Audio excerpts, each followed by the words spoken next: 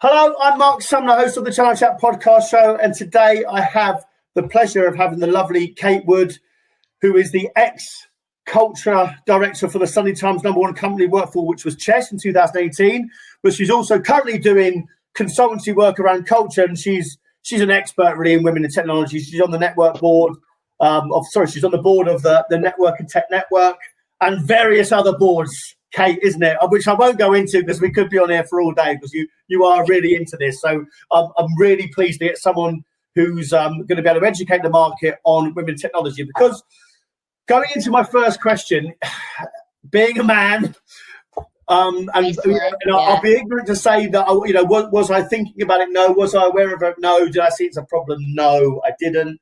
But I think it's very important to get this awareness out for the listeners, because I think I would be quite a stereotypical man to think that it wasn't a problem before. And so I'm hoping that through education from yourself and through the other lovely ladies that we've had on the podcast show, that we can get that message out and hopefully turn that dial. So the first question is, and again, this is a question that I want to ask myself because I didn't really understand it.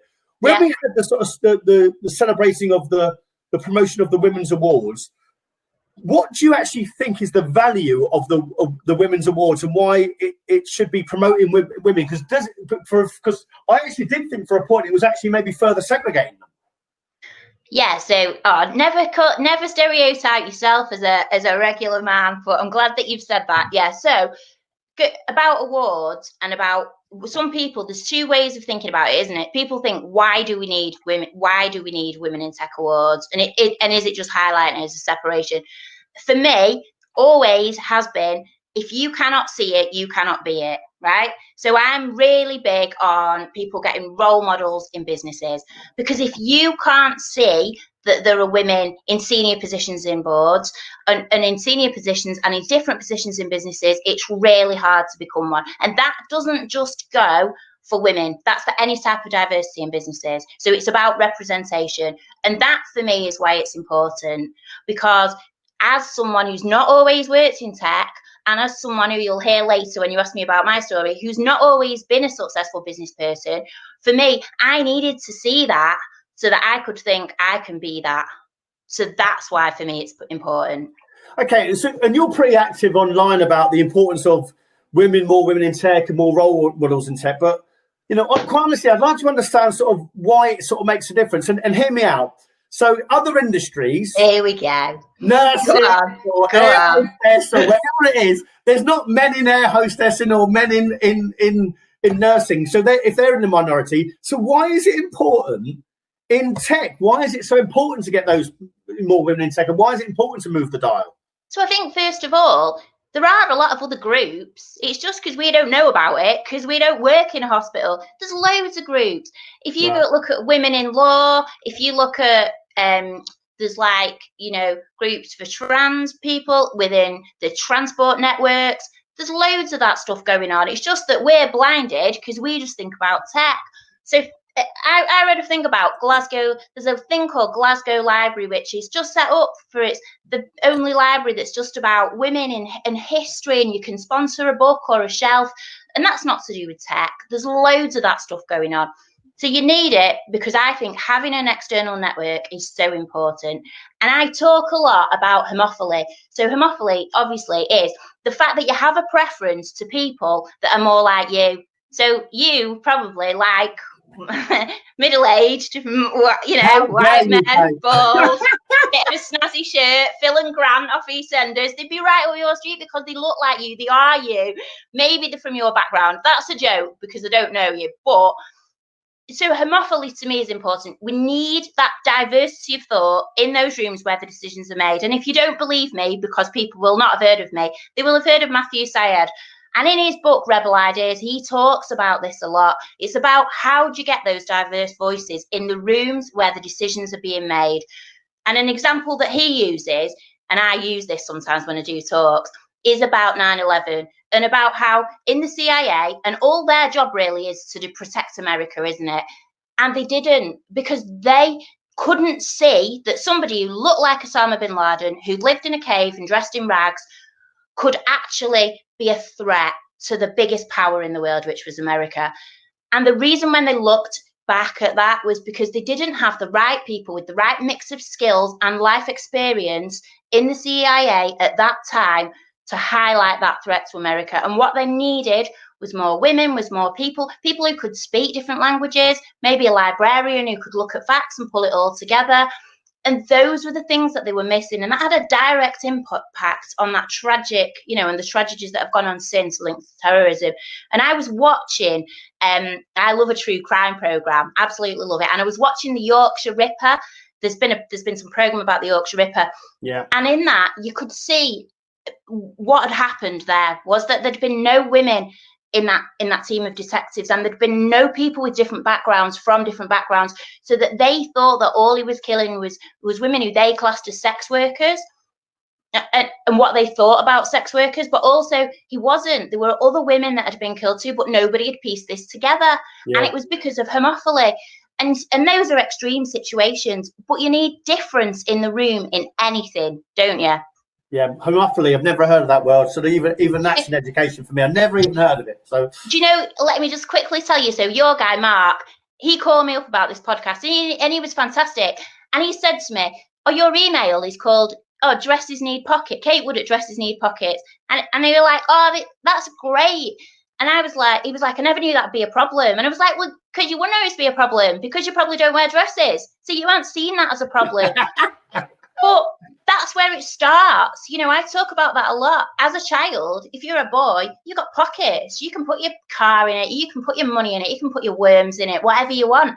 As a woman, as a little girl, you don't have that, and that's a difference straight away. And he said that. I didn't know that. It's like, of course you wouldn't. I don't know about men's clothes. Do you know what I mean? No, absolutely. Absolutely. So through education, I want to make sure that the men of the channel understand why it's so important to move the dial and why it's important to get more women in technology, not just for diversity, to actually get more women so there's more choice. What do you think is the number one thing that men can do to sort of be aware and be allies of women in technology, and or the group and the message we're trying to get out there? So what you're doing now, joking aside, is great. When we met, you said to me, I didn't think it was a problem. I didn't know it was a problem. You listened, you realized it was a problem, and you saw the benefits of how it could, how that could be a benefit, not just for women, but for the industry. And so you listened, and that's the main thing that people can do. But what I won't do now is I won't be a guest on an all-female panel. So as you said, I love being on a board, and I'm on the Women of the Channel advisory board for Europe, and they've had an event for 15 years, right? And then I've joined the board, and I'm one of them who won't stop going on about stuff. So I said, we need men at the event. We cannot have an all-woman event. It's like an echo chamber. You go to these events, they're fantastic, inspiring, but men are running the industry, and they're not in the room. So I went on and on and on, and then in the end, they said, yeah. So I said, I want to run a manel, and I said, I'll do it. I'll get the people and I'll do it. And let's get these people who are allies. And on that manel, I'm lucky to be well connected. And I got Neil Hall from Computer Centre, Alex Tatham, I know you know him. I got him. Yeah. I got Matt Phelan. I got Phil Baker from Cisco. So these are people running big, multi-million-pound industries. And I got them on a panel, and they were the first men that had ever been at the Women of the Channel event. And they said what they do in their organisations. And, it's wrong. But then all those people who came to that event aren't going back and saying, it's Kate Wood from Manchester says we should have more women. They're saying it's Alex Tatham says it. Neil Hall says it. Alex Tatham's been on Blind Date. Neil Hall's been on Supermarket Sweep. They're the ones saying it. And they're going back into their businesses saying, if men are talking like this, men will listen. And that's sad, but that's the way it is. So it's about being allies. So And it's I was very open with you about it, and I will put myself in the shop window about it. I had no idea it was a problem. I didn't think it was a problem, and it sounds horrible, Kate. I didn't care that it was a problem. Yeah. That sounds horrible. I just wasn't really interested why it was a problem until I did get educated through, and it was almost. In fact, Julie Simpson actually said to me about, I think it was about my own daughter, or was it Kathy Lowe actually said, I've got a 14-year-old daughter. Would I want to be not her have gender pay issues? Would I want her not to go into the industry? Would I not want to have her going into companies that were male dominated or all inclusive? And I was like, no, I wouldn't. But until then, I wasn't even thinking about it. So I think it's very important to be able to get the message out there. Now, once we get women in the industry, which is great, there is a syndrome which I'd never heard of this point before, about we get successful women in the industry, but they might stop women being successful with other women. So what's your views on the so-called queen bee syndrome? You know, have you experienced it, or have you ever come across that term yourself? Yeah, I have. It's hard enough getting the job in the first place, and you've got through all the men, and then you've got a woman bringing you down.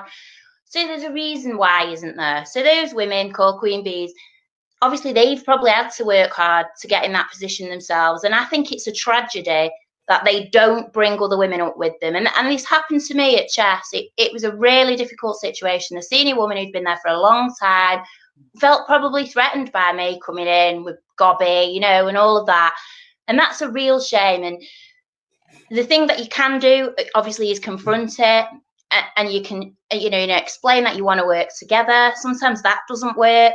And so for me, I'm always just think you can't just do the easy thing. You've got to do the right thing. So for me, when that didn't work for me, I created an Empowering Women for Other Women, Empowering Women program, along with an external company called Women to Work. And it was fantastic to bring other women up in the business, because what you've got to say is like we all love a Michelle quote, don't we? Michelle Obama would say, when they go low, we go high. So if someone's going down on you, if someone's not going to drive you and help you in the business, as hard as that is, if you cannot resolve that, whatever you do, you must not let that impact the way that you treat other people. And you must then just think how that felt. And I'm a big believer in trying to help people who are younger than me, people who are less experienced, and support them in the industry. Great. So in terms of getting in the industry yourself, I'm interested to hear about what your perception was of the industry and how you got into it. So I always talk about my stories, and I got pregnant when I was 16. No, I was thrown out of home at 16, got pregnant as a teenager. For years, I worked as a waitress. I never dreamt I'd have a career. I certainly never thought I'd be doing things like speaking at Microsoft conferences and things like that. Tech for me was a world away. And this is what I always say to people. If I can do it, anybody can do it. If companies recruit on attitude and energy, rather than looking at if you went to university or not, because I certainly didn't, then people can get in the job. So I got a job in sales, right? Because I knew I'd sold burgers for years at TGI Fridays. I knew I could sell, but I didn't know I could sell technology. But Chess took a chance on me. They recruited me on my energy. They recruited me on my attitude. And I just worked up from them because I had a supportive network around me. Being part of the WIT network, being part of external groups who, provide you with that support, can be so helpful. And I think that's what organizations need to look at, is their recruitment processes, because there's lots and lots of companies out there that I would never have got a job at, and there's lots of women like me who just need a chance. Lots of people like me maybe come from a difficult background, have difficulties in their life, and tech doesn't discriminate. Once you get into a tech organization, there is an opportunity for everybody, and that's why I love it. Yeah, and you mentioned Chess there. Now, I looked at your job title, Culture Director, and let's be very candid. 10 years ago, that would never have even been a job. That would have been non-existent. No one would have cared about the Culture Director role. But you've got the Culture Director role, and then you've won the #1 place to work for in the Sunny Times of 2018, which, I completely take my hat off to you. Absolutely brilliant. So tell me, how did you do it? Because everyone will want to know that. Yeah, so we were in the list for 12 years, and we went from having 60 people to 550. And the only way that we did it, when people ask me, there's no magic formula, it's consistency and communication. So we had a plan and we stuck to it. And going back to those diverse voices in the room, we created cultural ambassadors. So these were people who weren't senior in the business, they weren't team leaders, but they were voted in by the rest of the business. And they would keep it fun, keep it fair, but they would challenge it. And they would challenge the things to make sure that their voice got across. So it wasn't just that white, middle-class, middle-aged board making all the decisions. Other people had a voice too. And then we were rigorous with it, absolutely rigorous. Monthly one-to-ones, monthly stand-ups, a cultural calendar that we stuck to with events every single month. Everybody knew where they stood. And the other thing is, like I say, the main thing is looking at the attitude and the energy of the people that you recruit and making tough decisions. If people aren't right for the organisation, not keeping them in the organisation, and having that ability to challenge. What would you advise, Kate, if you were going to give some advice to a company that really wants to create an inclusive environment for their company? What's the one thing they've got to look at to start off with? So first of all, you've got to be open to it. So you've got to get feedback and find out how people are feeling, because what you think might be inclusive for you, but that might not be inclusive for me. Because to get diversity, you need to feel included, don't you? You need to feel like you belong somewhere. So when I was director of culture, we did regular feedback surveys, which I know people are like, oh, not another survey. But we found out how people were feeling, and then we adapted off the back of that. So, for instance, people were saying they weren't feeling very valued when they were on maternity leave or coming back.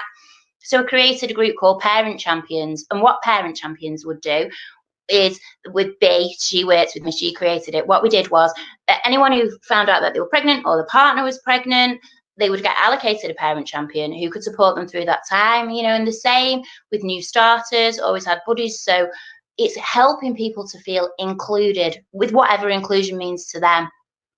Yeah, and it's a difficult one, isn't it? Because that, again, without dismissing what you've said there, and, I do agree, but I don't dismiss it. It's a lot of work for a company to put into that to become an inclusive company, isn't it? So, if they're getting feedback surveys, and some people think, well, is a feedback survey just an opportunity for the staff to moan? No, it's not. Obviously, it is getting feedback. But once you've got that feedback, you have to then do something about it, and that's creating much more work. So, how do companies start the journey? You've said about if they're willing to be open and they've got the feedback, but then it's creating all that work for them to be able to do. So, how do they get over that? So yeah, it is a lot of work. I always used to say it is a great place to work, but it is a hard place to work, because we expected so much from our leadership team. And that's the thing, it starts with leadership, okay? And you have to have people in the leadership team who fully understand the vision and values of the organisation. What are you trying to do? Why do you want people to feel included? At the end of the day, if people feel more engaged at work, not only do they perform better, not only do you have 10% increase in customer sales, 20% increase in customer ratings, and they're happier at home, but the business is a more successful business, isn't it? And so but you can't fake that. Do you know what I mean? These companies who were like, yeah, we'll get a ping pong table. I mean, they won't be doing that now. They're all working from home, aren't they? But if people who think they get a ping pong table and, and a day out at the pub, that's not culture. That's not engagement. It's actually listening to your people. And for me, it was about how people want to maximize their potential, don't they? So whatever role you're in a business, you want to do as well as you possibly can. That might not mean being a leader or, becoming like a senior developer or something. That might just mean being a really, really, really good admin person, or whatever you do is your role, and allowing people that opportunity to grow. Yeah, absolutely.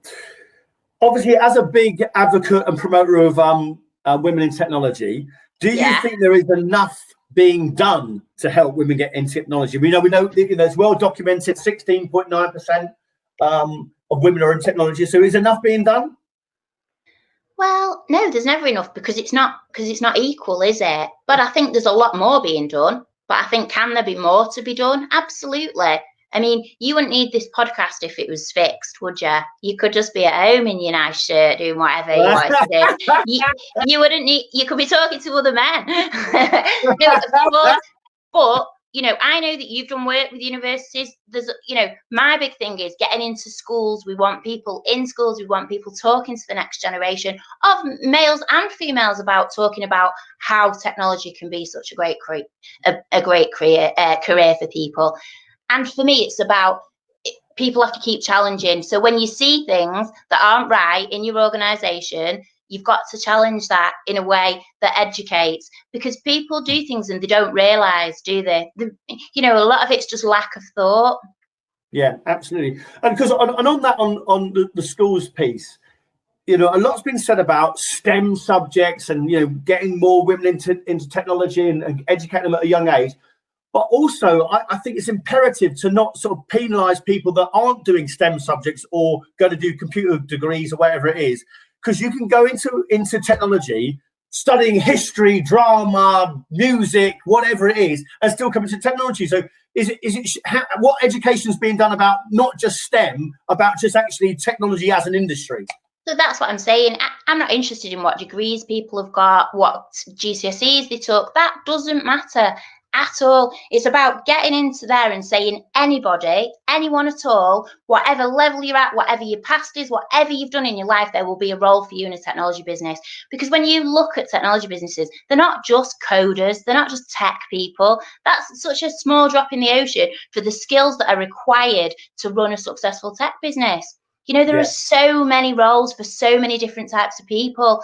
That's what's amazing about it. You know, it's a global career that you can have, and there's something for everybody. But that's what people don't know. People think it's about STEM. People think you've got to have this, you've got to have that. And that's where organisations have got to get better. And that goes for me for having work experience, you know, getting ambassadors into school to talk about things, educating who's the career advisor at the school? What do they know? You know, when I was there, it's like, do you want to be a lawyer? Do you want to be a this? Do you want to be a that? You know, are they talking about the tech roles? No. I recently did a piece of work with Greater Manchester Combined Authority and Manchester Digital recently about the skills gap just in Manchester. It's bloody massive. There's opportunity there for everybody to get upskilled. I'm on a board with Richard Ellis from Microsoft, and he said to me last week, it's a great quote, and he said, now all the certifications that are required, you know, that are on the job certifications, they're a great leveler. Because at Microsoft now, you can't get on just because you know someone, or you went to the pub with someone for a drink, or you got on with the sales director. I'm not saying that happened at Microsoft, but, you know, at places it does. Whereas now, if you need a certification that anyone's available to do that's free, it helps people. That's going to discriminate against me, Kate, because if I can't do the certification, I prefer the route of like, can I just do I know when can I get on the head? That's discriminating people that can't do the stuff now. That's not what I want to hear. You can get a job on the radio. Women's Hour. They've just got a new presenter. You could have been on that.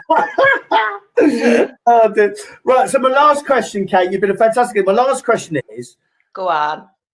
Why did you get into tech, and what advice would you give to a young female who's looking to get into tech? So my advice always is to anybody who's looking to get into a job is to get onto LinkedIn, because not everybody has networks, not everybody knows people that work in organisations, and if you can, try and get onto LinkedIn. Look at women who already work, or people who already work in organisations that you might want to be in. And I know this takes a lot of bravery, but contact somewhere that you might want to work. So I always say to people, you know, offer to go in for a day and find out what it's like, you know, and speak to people who are already in the job, not recruiters. I don't have anything against recruiters, but maybe they won't tell you what is actually going on in the job. But speak to people who are doing those jobs that you think you might want. I will always listen to people and always help people and always try and advise them on companies that might be good to work for. And don't do yourself down either. That's the thing. If you can't find a job immediately that you like, don't worry, you know, and keep looking, because there will be a job that suits you. And when you find a job that suits you and you can get your confidence up, you can fly and achieve things that you will never thought you would have achieved in your life. Kate, that's the wrap. You've been a fantastic guest. Thanks so much for your time. Thank you.